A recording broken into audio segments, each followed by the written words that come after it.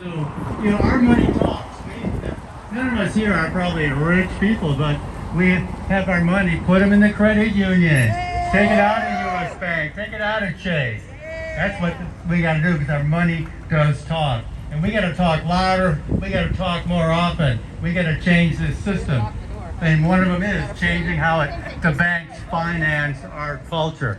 Sure, I know many of us here probably have some socialist leanings, but we're all living in this capitalist country, okay? I mean, a lot of us are homeowners, a lot of us have retirement accounts that are invested in corporations. I have to admit, I still have an account at U.S. Bank. When I first hit town 30 years ago, I put some money in there and I still got it there. I do have money in Selco, but it's in an investment account. I'm investing. So, what I want to say though to U.S. Bank, what I want to ask is, what's the plan here? Okay, we're all in this capitalist economy. We're all investing, but things are starting to look pretty bad. They're looking pretty bleak.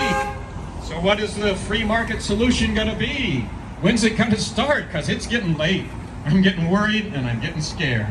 So please, let us know what the plan is, because we're pretty eager to stop this climate collapse, stop this climate chaos.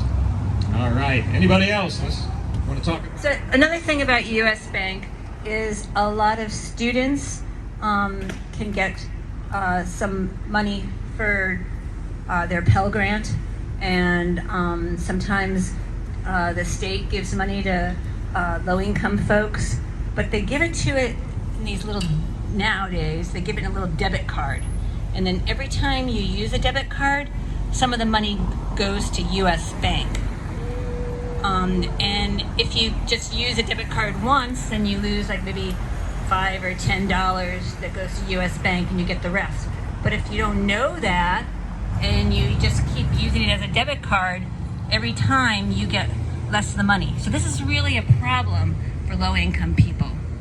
So it's another way that U.S. Bank and other banks are making a lot of money off the backs of low-income people and students. In the world. Jared Diamond is their executive director, and I've asked him before, what's the plan, Jared? I mean, that greenwash is nice, but carbon emissions are projected to go up 18% by 2030. They're not going down, they're going the wrong way. And per capita, the U.S. uses a lot more carbon than most other countries, certainly than China, certainly than India. We like to blame those other countries, but really, it's right here. In those other countries, China, by the way, a lot of their carbon is making products for us that we buy, okay? That doesn't even count on our list, and it should. So again, I want to know what the plan is.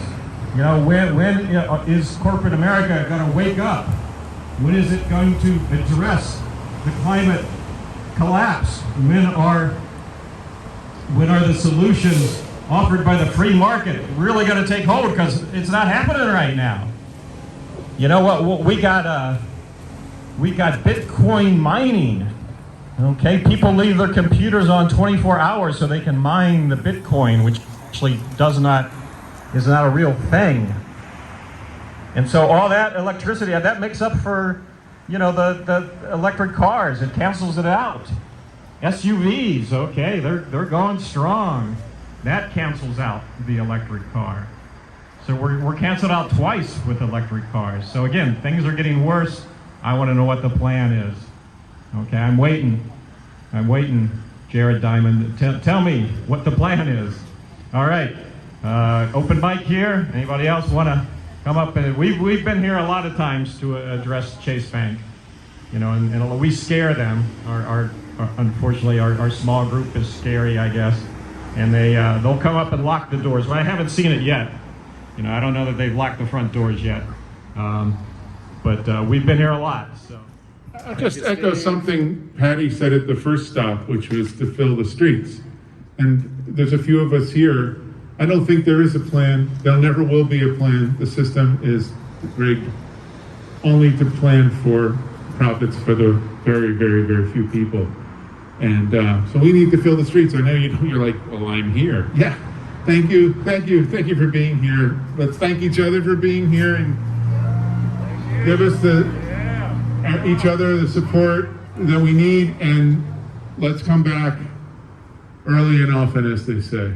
Thank you, Joshua. Thanks for coming. Yeah, I'll just say I have a Chase credit card. When I was going to school in Portland, I got it. My student loans didn't cover the cost of living, so racked up a debt. And at some point, I missed a payment, and it went up. I don't remember what it was, but it went up to 28%. It's insane.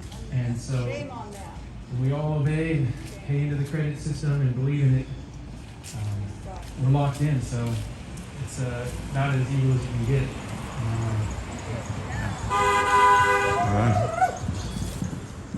All right, we'll end here with a little chant.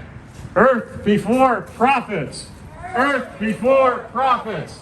Earth before profits. Earth before profits. Earth before profits. Earth before profits. Yay!